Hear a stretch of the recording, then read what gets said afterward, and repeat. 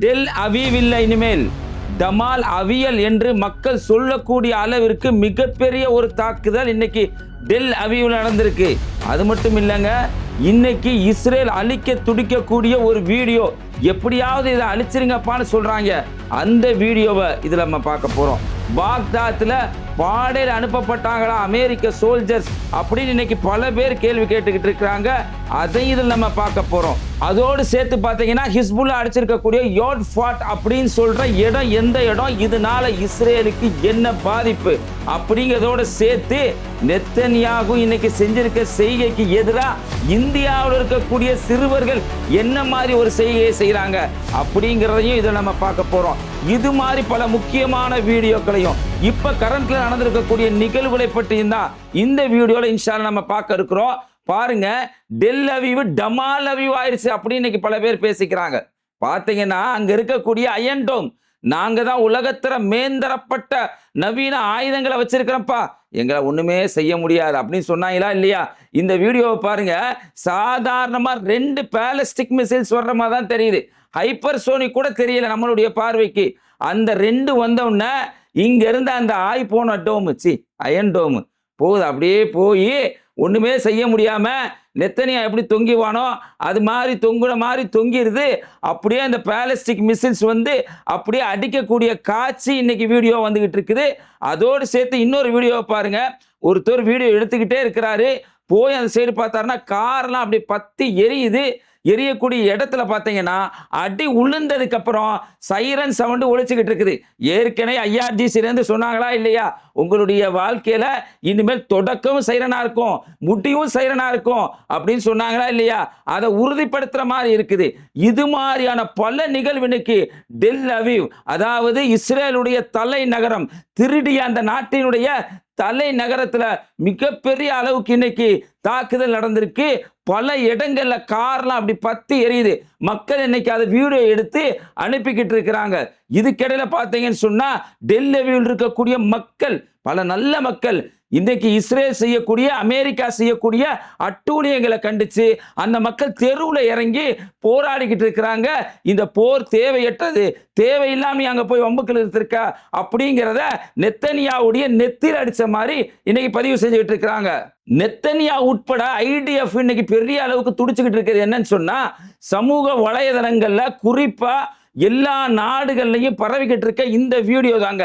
இந்த வீடியோல என்ன இருக்குன்னா, பூம் பூம் டெல் அவீவ் அப்படின்னு டெல் அவீவ்ல என்னென்ன நடக்குதுங்கிற மொத்தமா இப்ப சமீபத்தில் நடந்த இந்த நாட்கள் நடந்த போர்கள்ல எப்படி டெல் அவீவ்ல பாதிப்பு ஏற்பட்டிருக்கிறது அப்படிங்கிறத தொடுத்து ஒரு வீடியோவாக இன்னைக்கு அதை பதிவு பண்ணியிருக்கிறாங்க. அதுல வர்ற காட்சிகள், அதுல வர்ற பாடலை வச்ச உடனே இவங்கனால தாங்க முடியல, இந்த வீடியோவை எப்படியாவது எடுத்துடணும், எப்படியாவது எரேஸ் பண்ணிடணும் அப்படின்னு துடிச்சுக்கிட்டு இருக்கிறாங்க.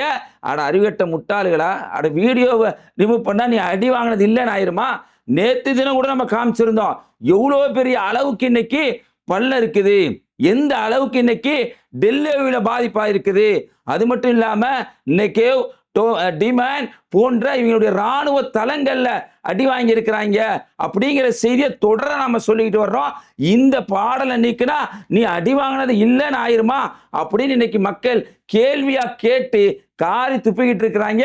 ஒரு பாட்டை கூட வாடா உன்னால ஏற்றுக்கொள்ள முடியாது அப்படின்னு இன்னைக்கு மக்கள் பேசிக்கிட்டு இருக்கிறாங்க. பாக்தாத்தில் நடந்திருக்கக்கூடிய இந்த தாக்குதல் பாருங்க, பாக்தாதுல கிட்டத்தட்ட 5 இடங்கள்ல, ஈராக்ல இருக்கக்கூடிய பாக்தாதுல 5 இடங்கள்ல அந்த நாட்டை பிடிச்சதோட சேர்த்து இல்லாம அங்க தன்னுடைய ராணுவ தளவாடங்களை இந்த அமெரிக்க காரப்பயலுவை அமைச்சுக்கிட்டாங்க. அந்த இடத்துல முக்கியமா இருக்கக்கூடிய பகுதிகளில் ஒன்றுன்னு சொன்னா விக்டோரியா. இந்த விக்டோரியால தான் அமெரிக்காவினுடைய பல சோல்ஜர்ஸ் இருக்கிறாங்க, ராணுவ தளவாடங்கள் இருக்குது, ட்ரோன் தயாரிக்கிற இடம் இருக்குது. அது மட்டும் இல்லாம ரேடார் மூலியமா பக்கத்துல ஈரானை பார்க்கிற ஒரு வேலையை இவங்க செஞ்சுக்கிட்டு இருந்தாங்க. இன்னைக்கு அந்த பகுதிக்கு புதுசா ஈரானுடைய சப்போர்ட்டர் யாருன்னு பார்த்தீங்கன்னு சொன்னா பாப்புலர் மொபிலைசேஷன் ஃபோர்ஸ் அப்படின்னு சொல்ற ஒரு அமைப்பு, இவங்க ஈரானை ஆதரிக்கக்கூடிய ஒரு அமைப்பு. அவங்க இன்னைக்கு வீடியோட போட்டிருக்காங்க. எப்படின்னா, இந்த ட்ரோனுடைய காட்சியை பாருங்க. முதல்ல ஒரு பகுதியில் போய் தேடுது இந்த ட்ரோனு, பார்த்தீங்கன்னா அங்கே கார் இருக்குது. இன்னொரு பகுதிக்குள்ள போய் இங்கே இருக்கிறாங்களா அமெரிக்க சோல்ஜர்ஸ் அப்படின்னு அந்த ட்ரோன் பார்க்குது, அங்கேயும் இல்லை. அப்புறம் கரெக்டாக ஒரு இடத்துக்கு வந்து அவங்க இருக்கக்கூடிய பகுதியை பார்த்து கரெக்டாக ஒரு அட்டாக் பண்ணியிருக்கு. அட்டாக் பண்ண உடனே இவங்க என்ன சொல்கிறாங்க, எந்த பாதிப்பும் எங்களுக்கு இல்லை, எதுவுமே ஏற்படல அப்படின்னு சொல்லிக்கிட்டு இருக்கிறாங்க. நம்ம நேத்து தினம் பேசுறோமா இல்லையா? KC-135 விமானம், அந்த விமானத்தில் இறந்து போன 6 சோல்ஜர்ஸ் உடைய போட்டோவை இன்னைக்கு அவங்களே சென்டோம் சொல்ற அவங்களுடைய ராணுவத்தை பற்றியான தகவலை பதிவு செய்யற அமைப்பு ஆமா இப்படி இறந்துட்டாங்க அப்படிங்கிற செய்தியை இன்னைக்கு பதிவு செஞ்சிருக்கிறாங்க. இவங்க மறுக்கிறாங்க பாக்தாத்ல இப்படிப்பட்ட ஒரு தாக்குதல் நடந்திருக்கு அப்படிங்கிற செய்தியும் இன்னைக்கு வீடியோவா நம்மளுக்கு வந்திருக்கு. ஈரான் ஒரு புறம் அடிச்சுக்கிட்டு இருக்கிற ஹிஸ்புல்லா அவங்களுடைய தரப்புக்காக வேண்டி யாட் ஃபோர்ட் அப்படின்னு சொல்லக்கூடிய இஸ்ரேலுடைய வடக்கு பகுதியில் இருக்கக்கூடிய ராணுவ தொழிற்சாலை மையம், இதுல பாத்தீங்கன்னு சொன்னா இஸ்ரேலுடைய ஏர் ஸ்பேஸினுடைய பல ராணுவ முக்கிய பகுதிகள் இருக்குது. அது மட்டும் இல்லாம ரஃபேல் அட்வான்ஸ் டிஃபென்ஸ் சிஸ்டம் இருக்குது, எல்பிட் சிஸ்டம் இருக்குது. இந்த பகுதிகளில் குறிப்பா தேர்ந்தெடுத்து இன்னைக்கு ஹிஸ்புல்லா அடிச்சிருக்கிறாங்க. அதோடைய வீடியோக்களும் வந்திருக்கு பாருங்க. இந்த வீடியோக்களை நாங்க எப்படி அடிச்சோம், எந்த மாதிரி அடிச்சோம் அப்படிங்கிற ஒரு சேட்டலைட் புகைப்படத்தோடு சேர்த்து ரொம்ப அழகா விவரிச்சிருக்கிறாங்க. நாங்க இந்த பகுதியில் ஒரு தாக்குதல் நடத்திருக்கோம் அப்படிங்கிற தகவலை தர்றாங்க. இதுக்கெல்லாம் வெறி கொண்ட இந்த இஸ்ரேல் என்ன பண்றான்னு சொன்னா ஹிஸ்புல்லா இருக்கக்கூடிய பகுதின்னு சொல்லிக்கிட்டு பல்வேறு பகுதிகளில் லெபனான்ல மக்கள் இருக்கக்கூடிய பல்வேறு பகுதிகளில் தாக்கி கிட்டத்தட்ட 832 பேரை இந்த சமீபத்திய நாட்கள்ல இவன் கொண்டிருக்கிறான். அதுல பெரும்பாலானோர் குழந்தைகள் அப்படிங்கிற செய்தி இன்னைக்கு நம்மளுக்கு கிடைச்சிருக்கு. இதுக்கிடையில் IRGC இருந்து சொல்லியிருக்கக்கூடிய ஒரு தகவல் என்னன்னு சொன்னீங்கன்னு பார்த்தீங்கன்னா, IRGC அவங்க சொல்றாங்க எங்களுடைய பழைய மிசில்ஸ் எல்லாமே காலி ஆயிருச்சு, இனிமேல் நாங்கள் எடுக்க போறதெல்லாம் புதுசானதான் எடுக்க போறோம், அந்த புதுசானதான் வச்சு அடிக்க போறோம் அப்படின்னு சொல்லிட்டு ஒரு வீடியோ அவங்க வெளியிட்டு இருக்கிறாங்க. இந்த வீடியோவை பார்க்குறப்ப அந்த புது மிசில்ஸ் தான் அப்படின்னு பல பேருக்கு நினைக்க தோணுதுங்க. ஏன் நம்மளுக்கு அப்படிதான் நினைக்க தோணுது. அந்த வீடியோ பார்த்தீங்கன்னா தெரியும் உங்களுக்கு. கோரம் ஷகார், கைபர் ஷகான் போன்ற ஃபத்தா, ஹைபர் சோனிக் இது மாதிரியான பல மிசில்ஸ்கள் ஏவப்படுது. ஏவப்படுறப்ப கூட ஒருத்தர் நின்று கொண்டு அதை அப்படியே பார்த்து அல்லாஹு அக்பர் என்று சொல்ற காட்சி இன்னைக்கு வந்திருக்குது. IRGC இப்படிப்பட்ட ஒரு தகவலை தந்திருக்கிறாங்க. இதுக்கடல தேவையில்லாம இந்த இத்தாலி இருக்கிறானா இல்லையா, ஜார்ஜியா மலானி அவங்களுக்கெல்லாம் ஞாபகம் இருக்கலாம். ரோம்ல பல மக்கள் கஸ்ஸா மக்களுடைய வாழ்வுக்கா போராடினப்ப அவங்கள பத்தி கொஞ்சமே கண்டுகொள்ளாம இருந்த பெண்மணில இந்த அம்மா ஒரு ஆளு, அதான் பீடி குடிக்கிறம்மா. இவர் தைஃப் எர்துவான் கூட சொன்னார்ல நீங்க பீடி குடிக்காம இருங்கன்னு சொல்லிட்டு எகிப்துக்கு போனப்ப அறிவுரை சொன்னார்ல, அந்த அம்மாவுடைய ரேடார் கருவி எங்க இருக்குன்னு சொன்னா குவைத்தில் இருக்கிறான். ஏன்டா குவைத்துக்காரங்களா, உங்க நாட்டில் உங்களுக்கு எதுவுமே இல்லையாடா, எல்லாமே அமெரிக்கக்காரன் இருக்கிறான், இத்தாலிக்காரன் இருக்கிறான், எல்லாத்தையும் கொண்டு ஏன்டா உள்ள வச்சிருக்கிறீங்க அப்படின்னு இன்னைக்கு மக்கள் கேள்வி கேட்டுட்டு இருக்காங்க. 32 மில்லியன் USD மதிப்புள்ள அந்த ரேடாரை இன்னைக்கு IRGC அடிச்சிருக்கிறாங்க. பதிலுக்கு ஈரானுடைய தாக்குதல் பார்த்தீங்கன்னா டெஹரானுடைய பல பகுதிகளை அடிச்சு தும்சம் பண்ணிக்கிட்டு இருக்காங்கிறது தான் உண்மை. அதை நம்ம ஏத்துக்கிற மனநிலையில வரணும். இப்படி வெறி கொண்டவங்க இந்த மாதிரி தாக்குதல் செய்யதான் செய்வாங்க. கடந்த காலங்களில் கஸ்ஸாவுடைய மக்களை எப்படி ஆக்கணுமோ அது மாதிரி ஆக்குவோம் அப்படின்னு ஓப்பனா பேசுறாங்க. ஓப்பனா அவங்க அப்படி செய்வோம் அப்படின்னு சொல்றாங்க. எந்த அளவுக்குன்னு சொன்னா ஹெக்ஸத்னு சொல்லப்படக்கூடிய பென்டகனுடைய தலைவர் அவன் என்ன சொல்றான்னா, மில்லியன் கணக்கானுடைய மக்கள் இறந்து போவாங்கிறதா எனக்கு ரொம்ப கவலையா இருக்கு இப்படின்னே பேசுறான் பென்டகனுடைய தலைவர். இப்படி பேசக்கூடிய இதுதான் பார்த்தனாலதான் இன்னைக்கு பார்த்தீங்கன்னா ஜப்பானுடைய ஃபேமஸான ஒரு கால்பந்து பிளேயர் குஷிகோ ஹோண்டா அவருடைய பேரு, அவர் இன்னைக்கு என்ன சொல்றான்னு சொன்னா ஈரான் எல்லா விதமான கால்பந்து போட்டிகளிலும் பங்கு பெறணும் அப்படின்னு சொல்லி ஈரானுக்காக தன்னுடைய குரலை கொடுக்கிறாரு. இந்த சமயத்துல அவர் என்ன பண்றாங்கன்னு சொன்னா அமெரிக்கக்காரங்க ஒரு அட்வர்டைஸ்மெண்ட்டுக்காக புக் பண்ணி வச்சிருந்துருக்கிறாங்க. அவரை அந்த அட்வர்டைஸ்மெண்ட்ல நாங்கள் நடிக்க வைக்க மாட்டோம், உனக்கு அந்த காசு கிடைக்காது அப்படின்னு சொல்லி இருந்து கூட அவர் என்ன பண்றாருன்னா, எனக்கு காசு கிடைக்கலாட்டியும் பரவாயில்ல, நான் இன்னைக்கு ஈரானுக்கு உறுதுணையாக தான் நிற்பேன், அவங்க சைடு நியாயம் இருக்கு அப்படிங்கிற செய்தியை இன்னைக்கு சொல்லியிருக்கிறாரு. இதனால என்னவோ இன்னைக்கு நீங்க பார்த்தீங்கன்னு சொன்னா பாரிஸ் உட்பட பல இடங்களில் மக்கள் தன்னார்வலாக போராடிக்கிட்டு இருக்காங்க. டெல்லியில் எப்படி போராடுறாங்களோ அது மாதிரி பாரிஸில் போராடுற மக்கள் இன்னைக்கு தன்னார்வலாக போராடுறாங்க. எந்த அளவுக்குன்னா கஸ்ஸா மக்களுக்காக வேண்டி அவங்க போராடுறாங்க, லெபனான்ல கொல்லப்படுற குழந்தைகளுக்காக போராடுறாங்க. அவங்களுடைய போராட்டங்களுக்கெல்லாம் பின்னாடி பல காரணங்கள் இருக்குங்க. இன்னைக்கு இஸ்ரேல் அடி வாங்கக்கூடிய விஷயங்களை நம்ம ஏன் இந்த அளவுக்கு ஒரு சந்தோஷத்தோட மக்கள் பார்க்குறாங்கிற செய்தி நான் உங்களுக்கு ஏன் சொல்றேன்னு சொன்னா, அவனுடைய கோர முகம் எப்படி இருக்குங்கிறதுக்கு சின்ன இந்த ஒரு சம்பவம் ஆதாரமா இருக்கு. இந்த வீடியோவை பாருங்க. வெஸ்ட் பேங்க்ல இப்ப நடந்திருக்கக்கூடிய சம்பவங்க. 5 வயசு 7 வயசு உதுமான் முகமதுங்கிற குழந்தை, அவங்களுடைய தாய் தகப்பன், அந்த குழந்தைய 2 பேரோட சேர்ந்த கூட பிறந்த ஒரு 3 பேரும் ஒரு கார்ல போயிருக்கிறாங்க. காரில் அந்த 2 பிள்ளைகளையும் தலையில் சுட்டு அவங்க அப்பா அம்மாவையும் அந்த பேரண்ட்ஸையும் சுட்டு கொல்றான். இந்த 2 உதுமான் முகமதுடைய ஒரு சகோதரர் முஸ்தபா, அந்த பையனுடைய வீடியோவை பாருங்க. தன்னுடைய சகோதரன் இறந்து போனனால போய் முத்தம் கொடுத்து, இந்த காட்சி இன்னைக்கு உலகத்தளவோட மிகப்பெரிய அளவுக்கு பேசு பொருளா இருக்கு. பார்க்கவே முடியல. அவ்வளோ மக்கள் அன்னைக்கு கொந்தளிச்சு போடுறாங்க.